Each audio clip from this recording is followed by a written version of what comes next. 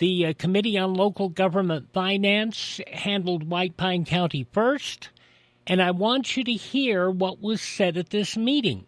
These commissioners think they're in charge. They don't realize that they are in deep, dirty doo-doo. Marvin Leavitt is the chairman of the Committee on Local Government Finance. He chaired this meeting. He was doing it remotely, but you will hear a lot of other people during this meeting who are members of the committee. And I'm calling an audible, because I can do that, because I'm here, right? I want you to hear what was said at the chairman of the Committee on Local Government Finance. And more, it's looking like if this county commission can't get its act together, the state will do it for them. Let's go to the meeting. And I believe that the first of this, I have just rough cut this because the part of the meeting that we were, okay, it's going to take me a moment here. It's 12:30 a.m. KELY Ely. I need to play a message here to keep me legal with some other things here. But let me play this message. When we come back in about 60 seconds, 60 seconds, I want you to hear what was said about White Pine County in Carson City minutes ago.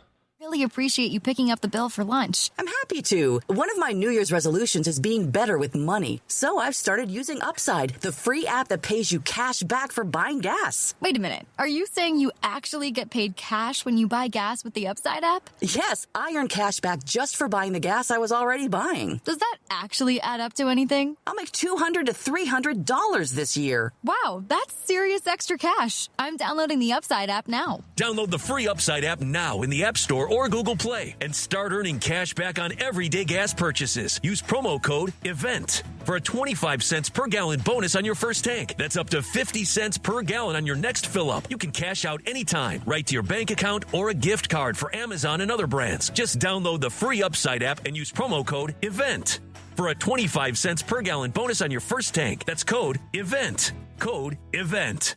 Offers vary by user and location. Go to upside.com for terms and conditions. Okay, 12:30 a.m., 98.5 FM, KELY Ely.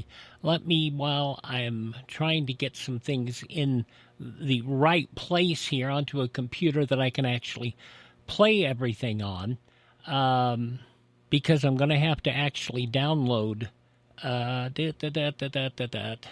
had to record everything on a different computer, and this is going to be roughly 30 minutes long. But I want you to hear what was said in Carson City minutes ago, and this meeting just completed. Now, I know people are saying, oh, this has nothing to do with White Pine County. It may have everything to do with White Pine County once you hear what was said. And I'm trying to... I can't play it out of my main computer because I've got to find the... place, and I cannot play from one piece of software that's not out of the automation system. 9:58, the showers should be ending shortly, and this is going to be very, very rough here. I got to see where we are here in this. Are they making a comment? If they are, I cannot hear them. Okay, this is I don't believe anyone is speaking right now. I cannot hear either. If you ladies will please make sure you state your name for the record. Okay, you're going to hear here, Paula, among others, you are going to hear on this. I was right. I did have it edited right. So it's going to be about 35 minutes that you're going to hear here. And what you are going to hear is you will hear, this is from the Nevada Committee on Local Government Finance, Chairman Marvin Leavitt, who has been the chair of the committee for a very, very long time. And... 25 years he's been an eye on this committee. It's 10 o'clock. No, I already said all that. You go away. He's been doing this for a while, and this gets very, very interesting. Let's listen as County Commission Chair Paula Carson, who is in Carson City, along with our county treasurer, kind of have at it in front of this committee. And this committee is not having what the commission's dealing with. Let's listen. For the record, my name is Paula Carson. You have my letter from February 13th, which was regarding our action plan. Today, at this particular time, we have another board meeting, which I am unable to attend, but we do have a letter of, to approve for corrective action plan of the audit violation for fiscal year 2025. It is there to be approved by the Board of County Commissioners. We also have approval to send a letter to the Nevada Department of Taxation to notify them of the adoption of the fiscal year 26 ad valorem tax rates, fiscal year 27. We have a ratification of the letter of the fiscal operations, and we also have approval of a resolution to assign 2 signatories for Simplima projects. We currently have 2 signatories approved to have ongoing county operations. Our payroll is being met on time. Our payment to vendors is occurring, and we are also approving a modification to our grant policy to comply with Simplima policies. So in effect, I believe that all of our county operations are ongoing with the assistance of the members of our team, with Ms. Rakely. She's been very valuable to assist us. So we will be continuing, and after this meeting, we will be focusing on moving forward with our budget and complying with the statutes or budget regulations. Let me ask you a question. Of course, Yes. you lost the person who was mainly in charge of your finances and accounting and such. And as we approach the end of the year, do you anticipate that what has been done there is going to cause a problem in closing out the year financially and preparing for the audit and have the audit ready on time? Do we anticipate that being a problem? The only problem that I've encountered has been, I have found some people who would normally be willing to work with us, but given the current climate in our county that's been caused by just a few individuals, the appearance in the county is not good, and they are not willing to work with us. So we're very grateful to Ms. Rakely that she is willing to work with us, and I believe that she's working very well with our staff. So with her assistance, I believe that we will be able to conclude our year as deemed necessary. It's always a concern when you lose staff, and especially during a time just before an audit. And of course, I don't know when you took action on this, whether all of this was anticipated or not, but I just want to be sure that we don't have a problem with the audit, because I will not look very favorable on that situation if you do. My understanding is that the audit has been completed. We merely need a signer for it. I'm Wyatt Cox with commentary. There was one item for corrective action, which we've addressed or will be addressing this morning. I'm really talking about the audit for the year ended 26. That audit doesn't begin yet. Oh, I know you haven't started yet, but if you're missing staff doing all the work that is required to be ready for the audit, makes it more difficult. Jeannie, you might have a comment about that too, if you would. Yes, thank you, Mr. Chair. Purposes of the record, Gina Rackley Consulting LLC, currently working with White Pine County. I have had 2 separate conversations with Chad Atkinson and Crimson from Hinton Burton, who is the auditors for White Pine County. I have kept them up to date on any of the progresses that we've made going along, and we have met payroll, we have met our accounts payable, a few little hurdles to go through in the beginning, but we got through them, and the staff there has been great to work with, and I've shared that with Chad and Crimson. Now going forward, there isn't anything currently in place to have me do the budget, so that's the next real big thing. But we did get the quarterly reports in that were due. We got them posted on the website as required by NRS and NAC, and I've just kept the auditors in contact and informed. So they need to get really someone on board that can do the accounting for closing out the year end plus the budget, right? Yes, sir. Yes, Chairman. They really do, as we are all aware, as in finance, that time of year, this time of year, leading into June 30 and then going into the audit is all hands on deck, and that's going to be hard for me to do remotely. But so hopefully they have someone in place by then. Yes. Do we have any questions by other members of the committee? Okay, I think probably what we should do is that I anticipate we'll have another meeting between the middle and the end of May. And I think we probably ought to have them come back and bring us up to date on where they stand, because by then we're going to be getting close to the year-end closing. And I just want to be sure we don't end up having another entity that we have year-end closing problems with. Mr. Chairman, this is Member Johnson. I do have some comments, but I believe Catherine Bakaric is also there from White Pine County and wanted to say something. Oh, okay. For the record, Catherine Bakaric, White Pine County Treasurer, and I did bring a couple alternate action plans. Would you like me to hand out copies to everybody? Okay, thank you. I would like to thank you for this opportunity to present an alternate action plan.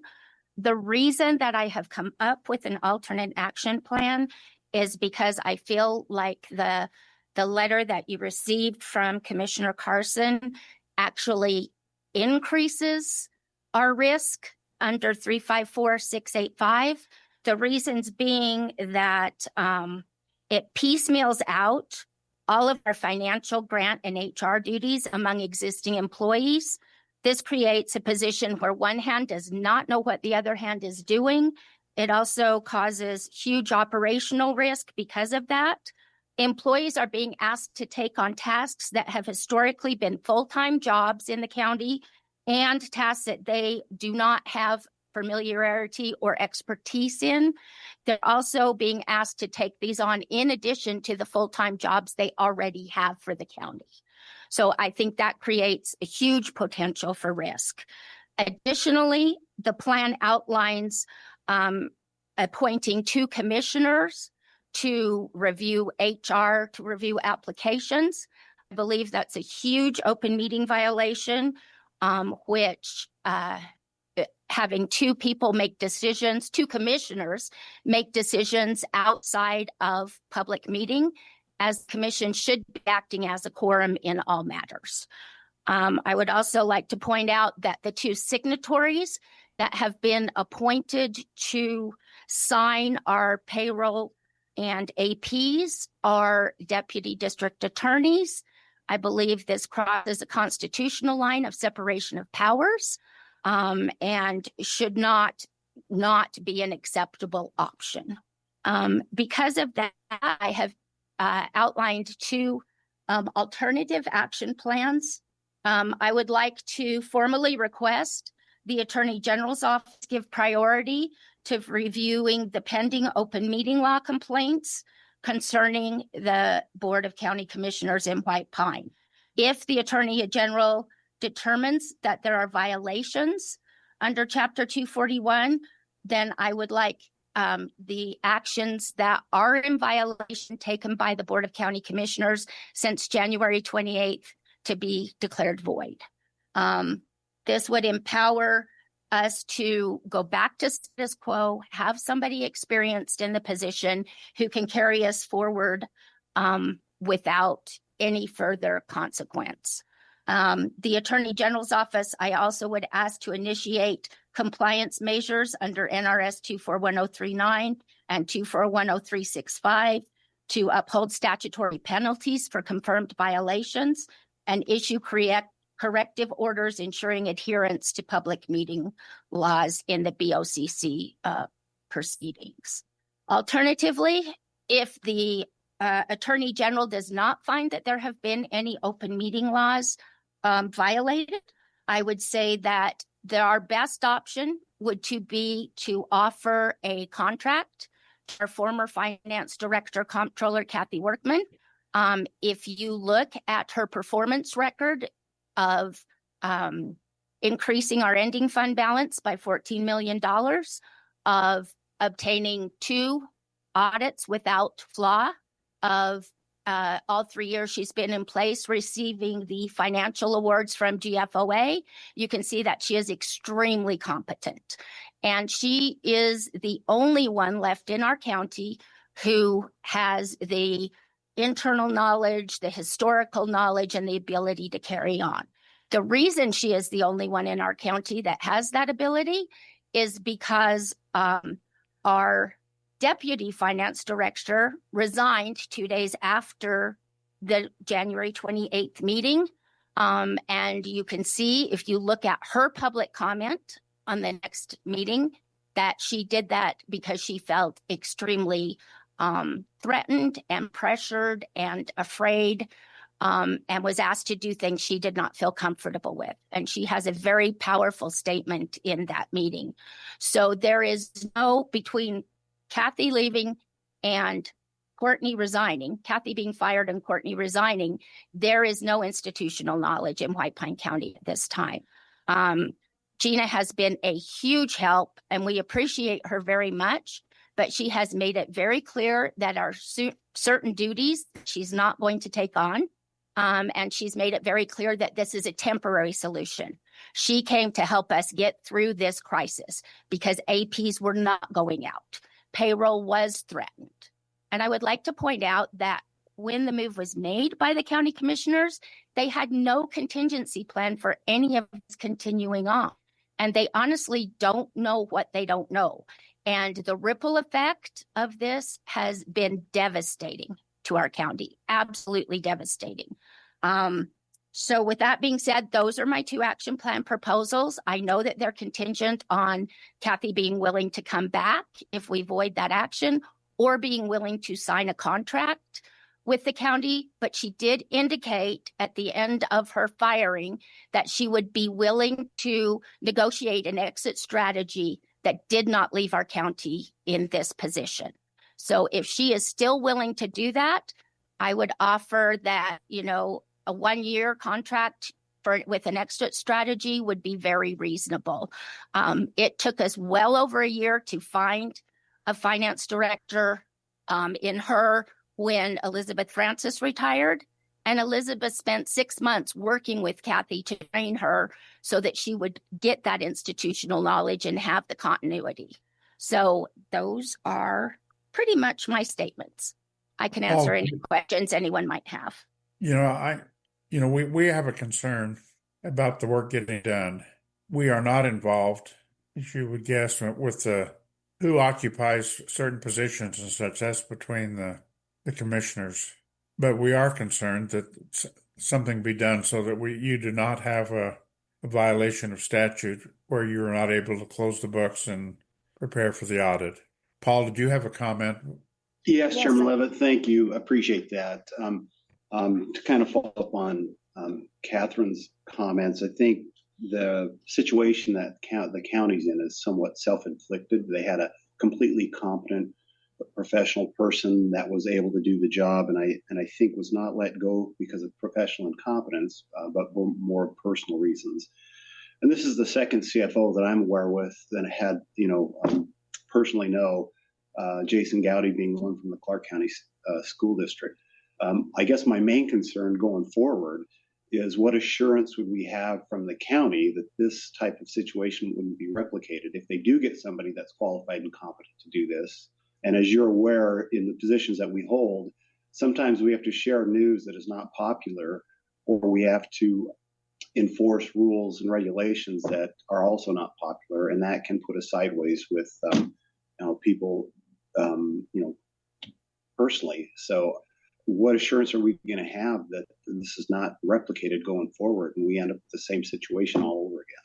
Yeah, it sounds like we got a fairly serious situation brewing, because I recognize all the help that Gina's been able to give, but in practice, we need to have a person on board that has the qualifications and ability to do that. Jessica, did you have a comment? I did. For White Pine County, it sounds like the abrupt dismissal of the finance director was concerning, obviously, to the deputy and the staff. Was there anything to give rise to an ethics investigation or an ethics complaint to look into this? I know you said you're filing something with the Attorney General on the open meeting law. Yes, ethics complaints. Oh, I'm sorry. Was that question directed at me? Yes. Oh, state my name. Okay. This is Catherine Bakaric. I also know of ethics violations that are being filed.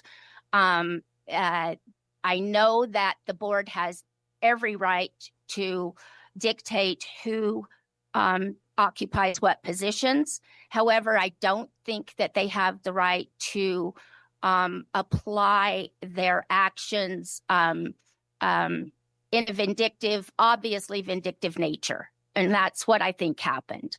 If you look at the setup for reviewing department heads, you see that there were 4 reviews prior to that of Kathy Workman.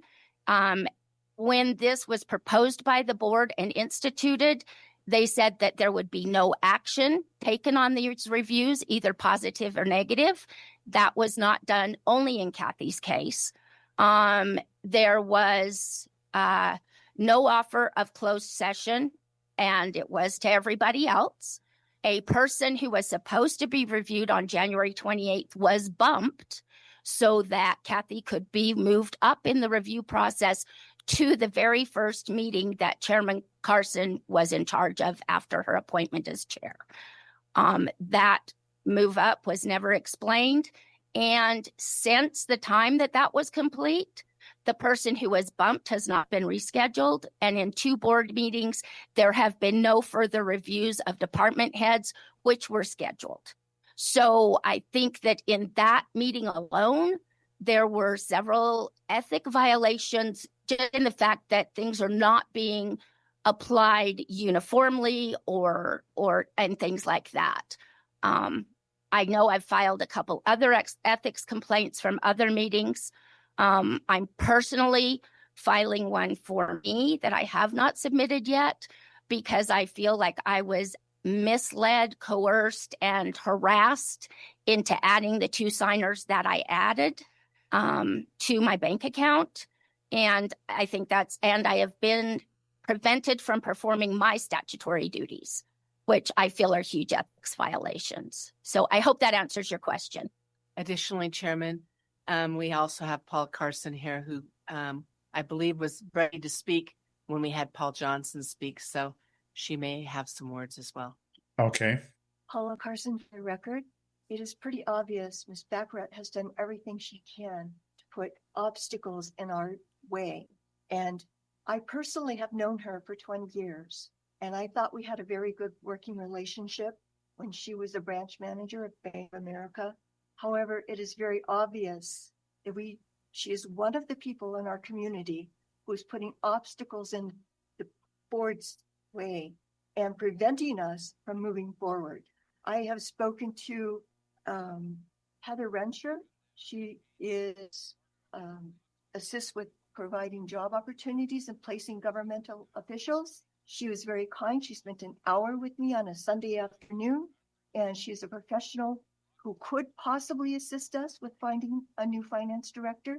However, giving me the advice to continue with Ms. Rakely until things calm down. However, given Ms. Bacaric's comments, it is obvious it's going to take a great deal of time because she obviously has preference for the finance director that our board terminated.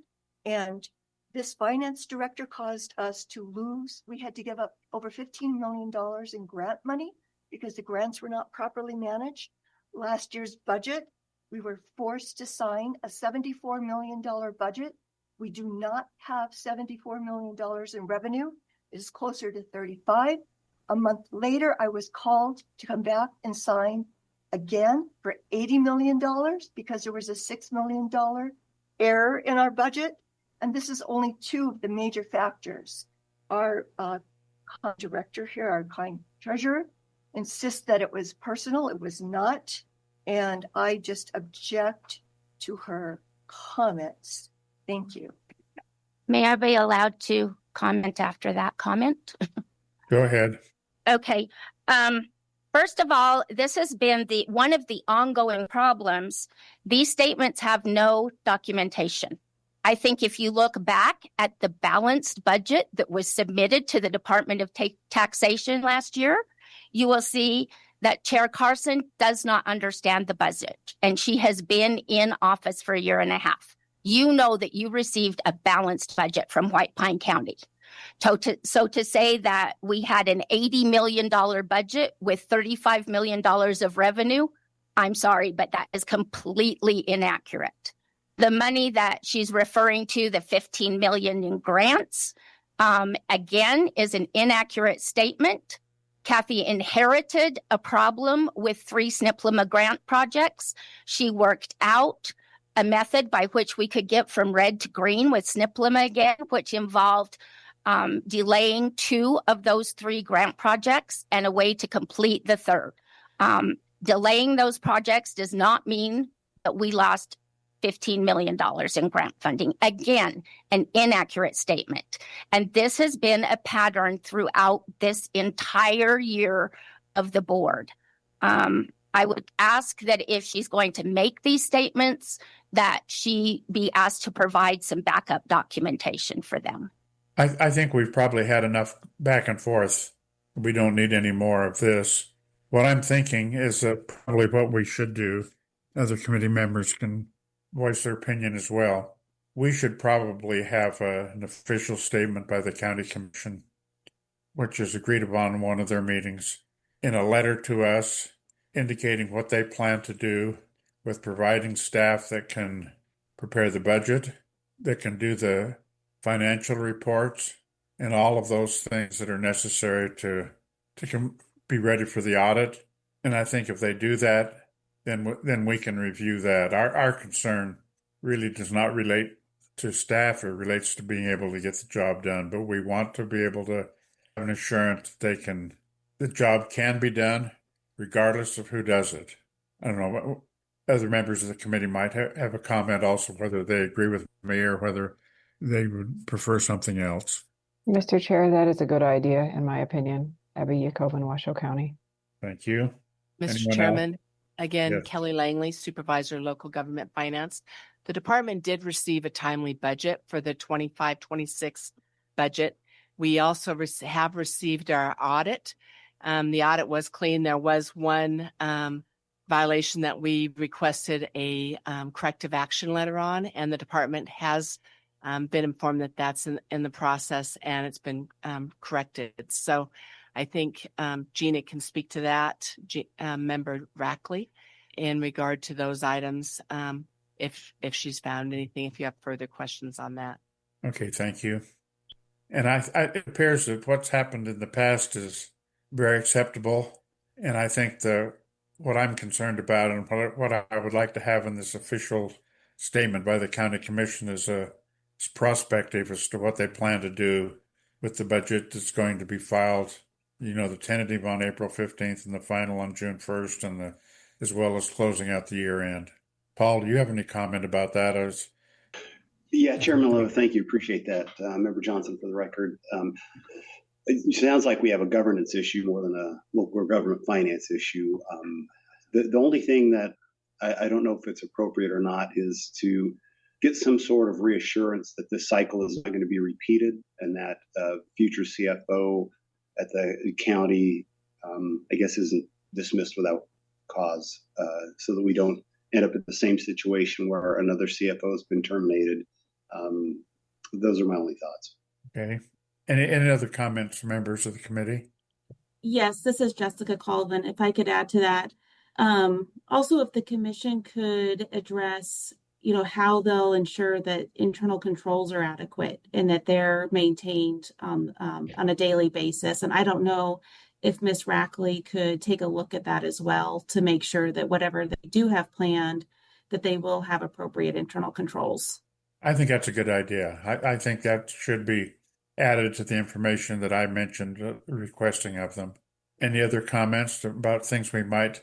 Mr. Chairman, this is Tom Szynski. I think as part of this discussion, it seems to me that the county manager should be part of the discussion with the commission as well. I mean, that's chief executive officer, and typically when we're having these types of discussions, we like to see both the finance officer and the chief executive officer. So I would add that thought. Mr. Chair, if I may ask a question? Yes, go right ahead. Is there any, I did not see it in the packet, is there any concern with the current audit contract continuing on and being awarded in March as required, or the board being notified of who the auditing firm is for the financial statement audit for 2026? Kelly Langley for the record. There's no concern with that. Thank you. Thank you. Mr. Just Chair. for the record, I'm sorry, but White Pine County does not have a county manager. This board eliminated that position. Okay. Mr. Chair, if I may add. So just to speak a little bit about the internal controls, just to maybe help some of the fellow members get a little peace of mind in the interim. So I am working remotely, and then I'll head to White Pine County on Monday, spending a little bit of time. So the process currently in place is the accounts payable clerk and the payroll clerk. They send me all of the reports before the item is to be posted. I review them. I ask any questions. If something doesn't look right, they've been very responsive. They get back to me. Once I feel comfortable with all of the transactions, I send a certification letter to the assistant DAs who the commission has voted to make the secondary signature, and the treasurer's office to let them know that I've reviewed the packets. I've also inquired to the treasurer if she knows of anybody else who would be better signatories, and she stated that given the circumstances, that was probably the best choice. The DA's office has been very cooperative and very responsive anytime I have any questions. So no, they're not perfect internal controls, especially because I'm not there in person every day. But with the help of the staff and their responsiveness, this is a Band-Aid. It really is. This is not a long-term fix. They do need a finance director. But just to let the board know, there is a little bit of peace of mind. We're not just approving everything. I ask a lot of questions. Okay, thank you. Let's go back to, I had made the comment about that we would request an official letter from the county commission involving these things. I think it might be good if we had a official committee action on that. If we could have a motion and a second to request that of the county commissioners. Mr. Chairman, I'll make that motion. And this is Member Paul Johnson. I'll second. Okay, any discussion on the motion? All those in favor indicate by saying aye. Aye. Aye. Anyone opposed? Okay, it's passed, and we will, the And department. for the record, I'm abstaining. Yes. And Kelly, if the department can draft a letter, and I will review that once you've got it drafted. Yes, we'll get that prepared. Thank you. Okay, thank you. Anything else on this item? Okay, let's go on to the next item, Kelly. Okay, that is the relevant portion of this morning's meeting with the chairman of the Committee on Local Government Finance over in Carson City. And I did not know. This was originally like the third or fourth item on the agenda. They bumped it to the top of the agenda, and thank goodness I was set up to record all of that this morning.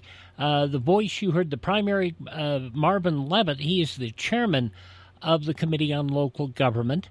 He is a BYU graduate, a CPA, he former finance director in government. And you could tell he was not particularly happy with what has been going on in White Pine County governance, but then neither are we. The bottom line being on all of this is that the county is under a microscope, and they will continue to be under a microscope until they do the right thing. The committee, and this committee, is watching very carefully, because, as you heard, balls are being dropped right and left. The staff's doing what they can, but you've got a county commission that doesn't know anything about finance. And let us point something out, and I have said this previously. There is a difference between private business finance and the way finance is handled in governmental situations. And this committee can put the county on fiscal watch, which puts them under a bunch of trouble, or declare severe financial emergency. That is why Paula Carson ran over there. That is why Catherine Bakaric, the treasurer, went over there. Main reason she went over there to deal with this is that she knew that Ms. Carson had no answers. They don't have a plan. They're just going to handle it. You can do that in private business. You cannot do that in government. You have to have a plan. You have to have a budget. And if you don't have all of that squared away, you're going to be in trouble. And it's very obvious that since we are not publicly filleting the county commission, as you have heard a couple of people, the two people at the meeting today do, because I think a lot of the people, and the reason there were so few people at today's county commission meeting is I think a lot of them were doing what I was doing. They were keeping a closer eye on this governmental finance committee. And that's what's, this is going to be troublesome for White Pine County, and it is going to be troublesome for services in the public. And this commission has their own agenda, and that is disassemble everything in the commission, and they don't give a rat's rear end about y'all. But those are just my opinions. That and a $5 bill will get you a cup of coffee. 51 degrees right now out at Yellen Field. 55 here on Georgetown Ranch. We are going to see intermittent showers for the next hour or two, and then it'll clear. Well, it'll still stay cloudy for the rest of the day. 55 the high. 28 for tonight's low. 58 tomorrow for the high. 62 on Friday. 65 on Saturday. Oh, one other thing I wanted to do. But and then a chance of rain Sunday night through Monday night. I want to clarify something. You heard Catherine Bakaric, the treasurer, talk about Courtney Thorndall's testimony before the commission in public comment. I want you to hear that again. And one of the people who says, well, why didn't she take it to HR? HR resigned over the way that the finance director was resigned. So there is no HR department in White Pine County right now. How could she go to HR if she felt the county commissioners were putting her in a compromising position? Let's listen to what Courtney Thorndall had to say. I am speaking today, not out of anger, but out of responsibility to the county, to the public, and to myself. I resigned from my position as the Chief Deputy Finance Director because I could no longer ethically serve in an environment where proper process, clear authority, and professional protections were no longer present. That decision was one of the hardest that I have ever made. I love my job, and I care deeply about the people and the departments I served. I want to be clear about this. From the start, I was fully prepared to perform my duties in the absence of the finance director. I was capable and willing to step in to ensure continuity of operations. What I was not prepared to do was to move forward in a way that I believe was improper, unsupported, or inconsistent with the standards required for public finance. I was privately pulled aside by two commissioners and verbally offered the role of interim finance director with a stipend. My understanding is an appointment of that nature is typically addressed through action of a full board in a noticed public meeting. In this case, there was no agenda, no vote, no written documentation, and no clear scope of the authority provided to me. Instead, I experienced direct pressure from individual commissioners to move forward without those safeguards. I reached out for guidance. I asked how to do things the right way. I asked for the process. I asked what process should be followed. At the time, there was no HR department, no county manager, no written direction, and no documentation to rely on. I was expected to proceed anyway without clarity or protection, and that placed me in an impossible position. This situation did not have to end this way. Upon her termination, the finance director was willing to work something out with the county to ensure a responsible transition and leave the department better prepared. I was also willing to stay to keep operations moving, provided there was a clear, lawful path forward. That path was never presented. I was faced with two choices: remain silent and proceed in a way that I was not comfortable with, or step away from a job that I loved in order to protect my integrity and my professional responsibilities. And I chose to step away. I want to be clear, very clear. My resignation is not about the workload, conflict, or politics. This decision was about ethics, accountability, and refusing to accept responsibility for actions that extended beyond my job duties, without the authority or protections required to support them. Again, this was not a workload issue. This was a governance issue, and I chose integrity. After I submitted my resignation for end of day, I stayed to help as much as I could. I called departments to make sure they were supported, and while I was doing that, I sat in my own office with no HR, no legal counsel, no protection, while 2 commissioners stood nearby, watching, pressuring, and intimidating. No public employee should ever be placed in that position. I did not leave because I stopped caring. I left because I cared too much to remain in a situation that compromised the standards I believe protect this county, its employees, and public trust. I hope that this board reflects on what it costs to lose good people, not just in positions, but in trust, safety, and morale. I sincerely hope that no one else is ever forced to make the same impossible choice that I did. And this county commission is continuing at this time to insist that nothing's wrong, everything's fine, we're all doing great. In the meantime, you got fires everywhere. You got stuff that needs to be done. And you've got employees that ain't going to do it. And people say, well, just hire somebody else. Well, guess what? You can't replace people who automatically have the knowledge to get the job done. This is the problem that faces White Pine County today. You have heard all of that. And to the people who are going to sit here, and I'm going to get attacked for saying all this, but I'm going to be honest with you, our listeners. White Pine County deserves better. And Hank Vogler's statement, we're in charge. Guess what? You're not in charge. The voters are in charge. And Mr. Vogler, you're up for election. Your seat runs out in November. How bad are you guys going to make this for people to continue? And the bottom line is, this is ugly. We're going to watch it, and there is only one solution to make all this happen and go right, and that's replace these people.